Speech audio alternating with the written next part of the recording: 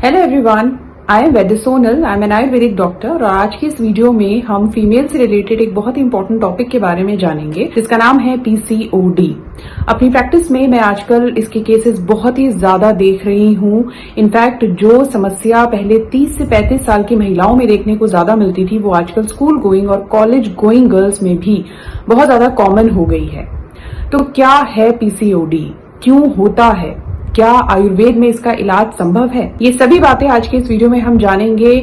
और ये वीडियो ना सिर्फ उनके लिए जो पीसीओडी समस्या से ग्रसित है बल्कि उनके लिए भी इम्पोर्टेंट है जो चाहते हैं कि समस्या से वो हमेशा बचे रहें। कुछ ऐसी हैबिट्स हम जानेंगे जिनको अपनाकर आप इस समस्या से हमेशा के लिए बच सकती हैं। जो मेरा वीडियो फर्स्ट टाइम देख रहे हैं, जो नए हैं चैनल पर, वो जल्दी से सब्सक्राइब कर लें इसी तरह की इंपॉर्टेंट एंड इन्फॉर्मेटिव वीडियोस के लिए, आयुर्वेदिक डाइट के लिए, आयुर्वेदिक लाइफस्टाइल को जानने के लिए, जिसे अपनाकर आप अपने स्वास्थ्य को और ज्यादा बेहतर बना सकते हैं और बीमारियों से बचे रह सकते हैं। तो चलिए वीडियो स्टार्ट कर लेते हैं।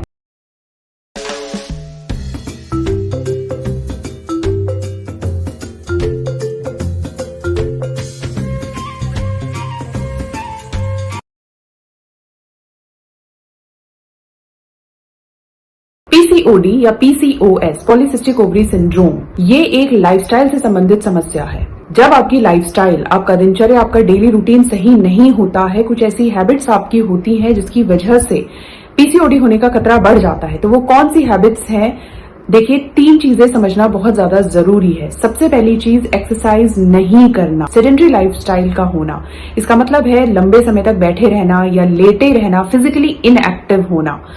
ये एक सबसे बड़ा कारण होता है पीसीओडी के होने का। दूसरा सबसे इंपॉर्टेंट फैक्टर है पुअर डाइट का लेना, यानी कि जो इंपॉर्टेंट न्यूट्रिशन आपकी डाइट में होने चाहिए उनका नहीं होना। और तीसरा इंपॉर्टेंट फैक्टर है स्ट्रेस का होना या ओवर थिंकिंग का होना। ये तीनों इंपॉर्टेंट फैक्टर जब मिल जाते हैं तो ये आपकी लाइफस्टाइल को खराब कर देते हैं, जिसकी वजह से पीसीओडी जैसी समस्या होने का जो खतरा होता है वो काफी बढ़ जाता है। सबसे पहले जान लेते हैं पीसीओडी होता क्या है। पीसीओडी, पॉलीसिस्ट, जिसका मतलब ज्यादातर महिलाएं गलत समझती हैं, that there is polycyst in the ovary. No, polycyst means that you have many eggs which are yet to be released or ovulate from the ovary।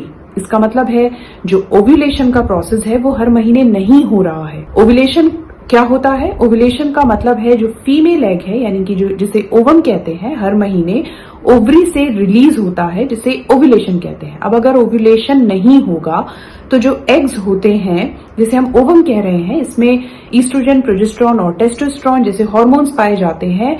इनका जो मात्रा होती है वो बढ़ने लगेगी, आपकी बॉडी में इनकी मात्रा एक्सेस में होने लगेगी, जिसकी वजह से वो सारे सिम्टम्स दिखाई देने लगेंगे, जैसे पीरियड्स का इरेगुलर होना, 45 या 60 डेज पर पीरियड्स का आना, एक्ने का होना, फेशियल हेयर ग्रोथ का होना, या फिर हमेशा थका हुआ फील करना। ये सभी सिम्टम्स एक्सेस टेस्टोस्टेरोन की वजह से होते हैं। अब कैसे पहचाने पॉलीसिस्टिक ओवरी सिंड्रोम को? तो देखिए, टाइम पर पीरियड्स का ना आना, छोटी उम्र में ही पीरियड्स का अनियमित हो जाना, इसके अलावा अचानक से वजन बढ़ने लगना, ये एक बहुत इंपॉर्टेंट फैक्टर होता है वेट गेन जो पीसीओडी में मिलता है। इसके साथ ही अधिक बाल का उगना on your chin, on your face, thinning of hair, brittle हो जाते हैं, जल्दी जल्दी टूटने लग जाते हैं। इसके अलावा चिड़चिड़ापन, बेवजह चिंतित रहना, एक्ने का मिलना on your face, on your back, आगे चलकर इनफर्टिलिटी भी इसकी वजह से हो सकती है। इसके अलावा कैसे इसका डायग्नोसिस किया जाएगा? तो हार्मोनल टेस्ट और अल्ट्रासोनोग्राफी के थ्रू इसका पता लगाया जा सकता है। चलिए फाइनली बात कर लेते हैं पीसीओडी के सक्सेसफुल ट्रीटमेंट प्लान के बारे में। ये मैं आपको अब तक के अपने प्रैक्टिस के एक्सपीरियंस के बेसिस पर समझाने की कोशिश करूंगी। देखिए, पीसीओडी एक लाइफस्टाइल डिजीज है। इसके ट्रीटमेंट को समझने के लिए मैं आपको 5 इंपॉर्टेंट स्टेप्स बताऊंगी जिन्हें फॉलो करके बहुत ज्यादा पॉसिबिलिटी है कि आप अगर आप इनिशियल स्टेज पर होंगी, शुरुआत बीमारी की होगी, तो इन स्टेप्स को फॉलो करके आप कुछ ही महीनों में, 2 से 3 महीनों में ही आप इस बीमारी से कंप्लीटली दूर इसको कर सकती हैं। जिन्हें नहीं है पीसीओडी वो भी अगर इन स्टेप्स को फॉलो करते हैं तो वो इस बीमारी से हमेशा बची रह सकती हैं। तो वो कौन से इंपॉर्टेंट 5 स्टेप्स हैं? देखिए, पीसीओडी क्योंकि एक लाइफस्टाइल डिजीज है, इसीलिए इसका फर्स्ट लाइन ऑफ ट्रीटमेंट होता है लाइफस्टाइल मॉडिफिकेशन। लाइफस्टाइल मॉडिफिकेशन का मतलब है वो सही दिनचर्या, वो एक सही डेली रूटीन जो हमें फॉलो करना चाहिए। और अगर आप जानना चाहते हैं एक आयुर्वेदिक डेली रूटीन के बारे में तो आप मेरी दूसरी वीडियोस जाकर चेक कर सकते हैं, जिसमें मैंने पूरा आपका कैसा दिनचर्या होना चाहिए आयुर्वेद के अनुसार वो बताया है, उसे आप फॉलो कीजिए। दूसरा स्टेप है एक्सरसाइज करना। You should exercise daily 1 hour. आपको हर दिन एक्सरसाइज जरूर करनी है। आई एम नॉट सेइंग कि आप जिम जाइए, हैवी एक्सरसाइज करिए, नो। आपको 1 घंटा सिंपल वॉक कर सकती हैं या फिर लाइट एक्सरसाइज आप कर सकती हैं, साइकिलिंग कर सकती हैं, ये लेकिन आपको जरूर करना है। तीसरा स्टेप आता है इसमें अपना वेट लॉस जर्नी। आपको अगर आपका वेट बढ़ा हुआ है तो आपको वो कम करना होगा। अपनी कैलोरीज काउंट कीजिए, अपनी डाइट चेक कीजिए, जो आपका वर्क स्केड्यूल है उसके अकॉर्डिंग अपनी कैलोरीज लीजिए जितना आपको लेना जरूरी है। तो आपको वेट लॉस अपना करना होगा। 4th स्टेप आता है आपको अपने स्ट्रेस पर काम करना होगा। ओवर थिंकिंग आपको अपनी कम करनी होगी। स्क्रीन टाइम आपको अपना कम करना होगा और इसके लिए आप मेडिटेशन का सहारा ले सकती हैं या फिर आपको जो भी काम अच्छा लगता है करना अपने स्ट्रेस को दूर करने के लिए वो आप कर सकती हैं। 5वां स्टेप आता है आपको न्यूट्रिशनल डाइट लेनी है। ऐसी डाइट जिसमें वो सभी न्यूट्रिशन मौजूद हो जो आपके लिए जरूरी है। एक बैलेंस डाइट लेना बहुत जरूरी है। इसके लिए भी आप मेरी दूसरी वीडियोस को देख सकते हैं, जिसमें टाइम टू टाइम मैंने बताया है कि हमारी डाइट में किस तरह की हमारी डाइट होनी चाहिए।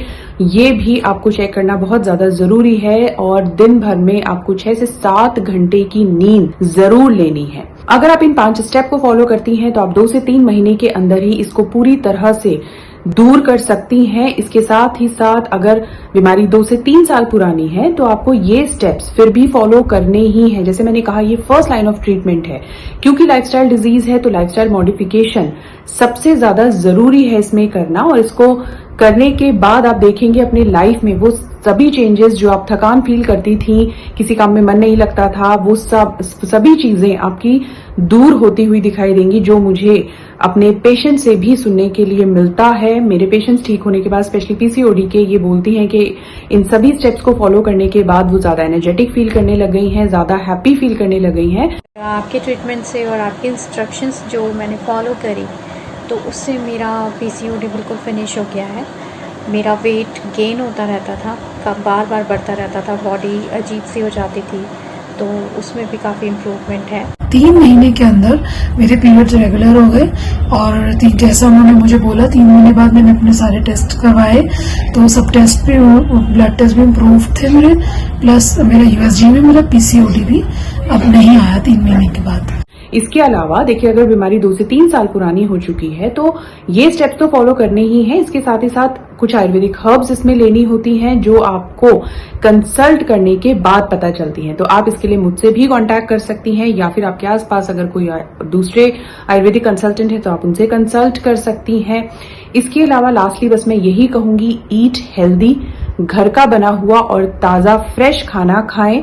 इसके साथ ही अल्कोहल और स्मोकिंग से पूरी तरह से दूर रहें। शुगर, मैदा और जितने भी बेकरी प्रोडक्ट्स होते हैं उनसे कंप्लीटली दूर रहें। समय पर खाएं, समय पर सोएं, तो आप इस बीमारी को पूरी तरह से दूर कर सकती हैं और इससे बची रह सकती हैं। तो मुझे उम्मीद है वीडियो में मैंने आपको जो भी इन्फॉर्मेशन दी है वो आपको इस बीमारी को दूर करने के लिए, इससे बचे रहने में बहुत ज्यादा मदद करेगी। आपके कोई भी क्वेश्चन हो तो आप मुझसे पूछ सकती हैं या फिर जो मेरा नंबर है आप उस पर मुझे कांटेक्ट कर सकते हैं। इसी तरह की वीडियोस, इसी तरह की इन्फॉर्मेशन के लिए चैनल को सब्सक्राइब जरूर कर लें। वीडियो पसंद आई हो तो लाइक और शेयर जरूर करें। मिलते हैं नेक्स्ट वीडियो में। Thank you so much.